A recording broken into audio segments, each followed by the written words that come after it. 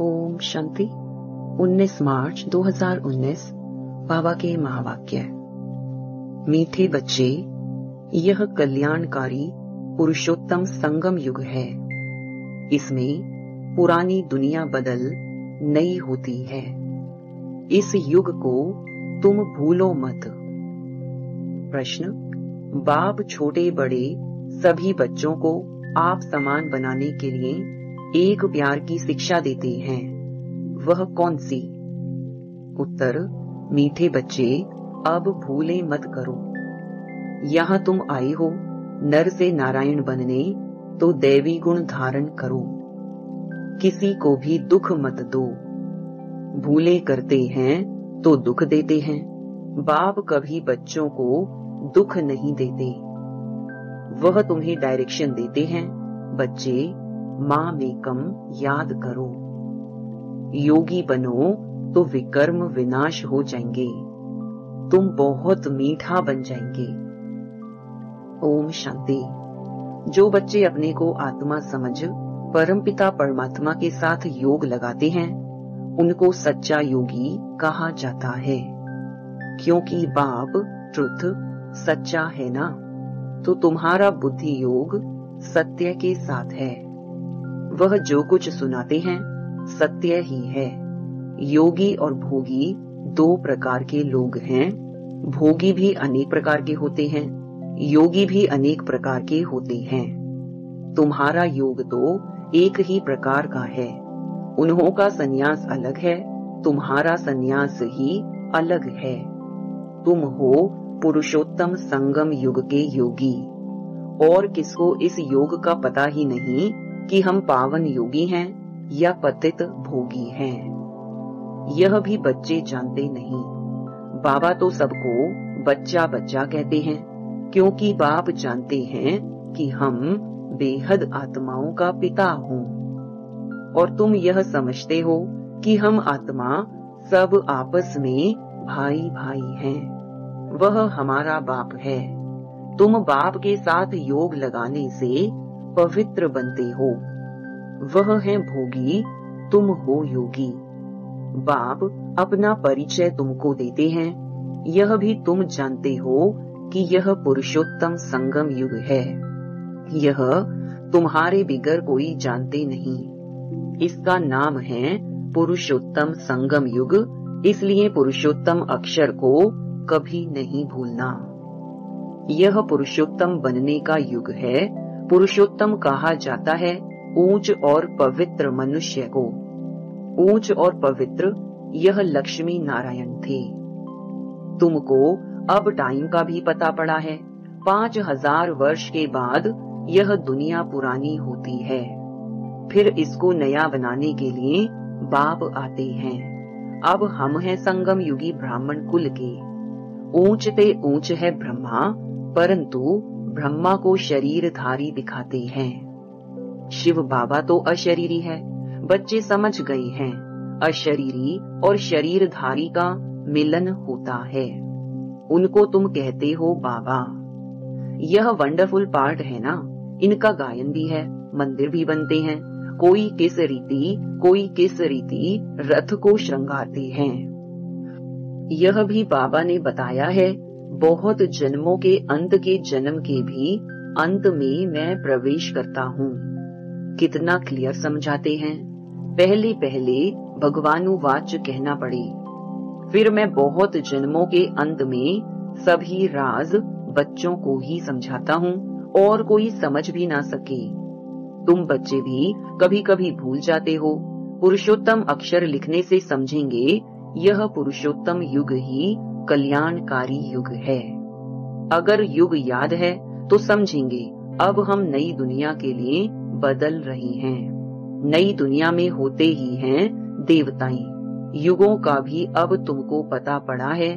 बाप समझाते हैं, मीठे बच्चे, संगम युग को कभी भूलो मत। यह भूलने से सारा ज्ञान भूल जाता है। तुम बच्चे जानते हो अब हम बदल रहे हैं। अब पुरानी दुनिया भी बदल नई होनी है। बाप आकर दुनिया को भी बदलते हैं तो बच्चों को भी बदलते हैं। बच्चे बच्चे तो सभी को कहते हैं। सारी दुनिया की जो भी आत्माएं हैं सब बच्चे हैं। सबका पार्ट इस ड्रामा में है। चक्र को भी सिद्ध करना है। हर एक अपना अपना धर्म स्थापन करते हैं। यह देवी देवता धर्म सिवाय बाप के कोई स्थापन कर न सके। यह धर्म कोई ब्रह्मा नहीं स्थापन करते। नई दुनिया में है देवी देवता धर्म। पुरानी दुनिया में सब मनुष्य ही मनुष्य हैं। नई दुनिया में देवी देवताएं होते हैं। देवताएं पवित्र हैं। वहाँ रावण राज्य ही नहीं। बाप तुम बच्चों को रावण पर विजय प्राप्त कराते हैं। रावण पर विजय प्राप्त होते ही राम राज्य शुरू हो जाता है। राम राज्य नई दुनिया को और रावण राज्य पुरानी दुनिया को कहा जाता है। राम राज्य कैसे स्थापन होता है यह तो तुम बच्चों के सिवाय कोई जानते नहीं।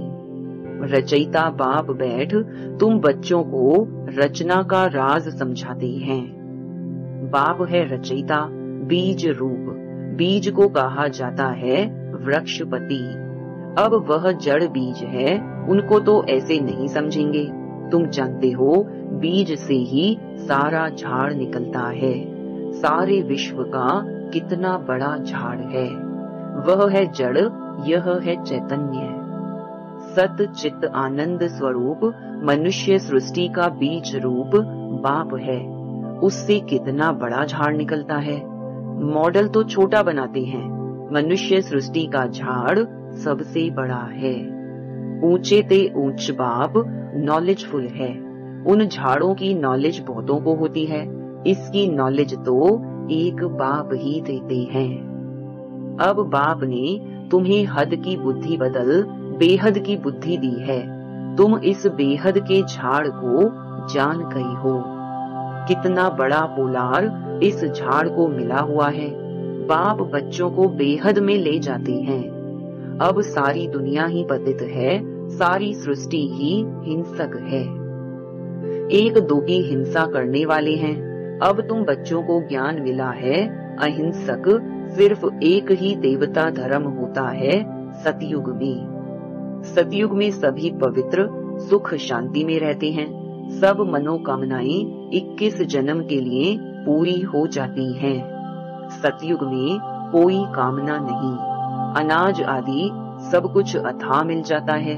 यह बॉम्बे पहले नहीं थी। देवताएं खारे सागर के किनारे जमीन पर नहीं रहते हैं। मीठी नदियां जहां थीं, वहां देवताएं थे। मनुष्य थोड़े थे। एक एक को बहुत जमीन होती है।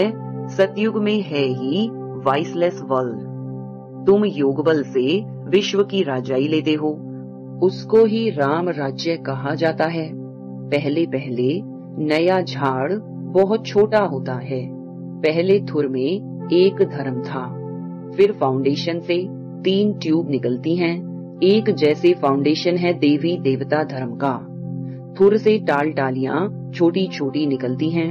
अब तो इस झाड़ का थुर ही नहीं है और कोई ऐसा झाड़ होता ही नहीं है। इनका मिसाल भी बड़ के झाड़ से एक्यूरेट है।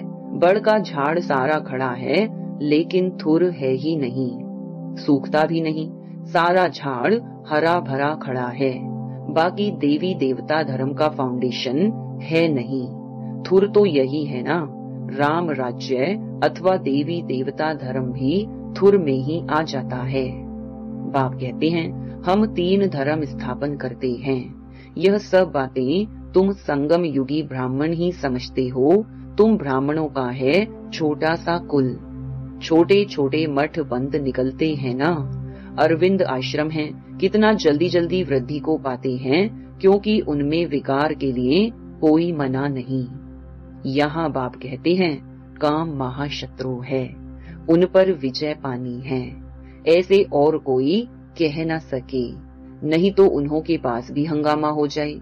यहाँ तो है ही पतित मनुष्य, तो पावन बनने की बात नहीं सुनते। कहते हैं विकार बिगर बच्चे कैसे पैदा होंगे। उन विचारों का भी दोष नहीं है।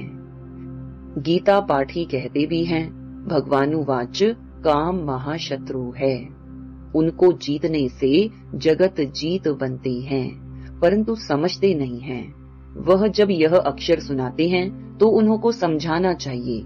इस पर बाबा कहते हैं, जैसे हनुमान दरवाजे पर जूतियों में बैठता था, बाबा भी कहते हैं, जाकर किनारे बैठ सुनकर आओ। फिर जब यह अक्षर कहें तो तुम पूछो, इसका रहस्य क्या है। जगत जीत तो यह देवताएं थे। देवता बनने लिए तो इन विकारों को छोड़ना पड़े।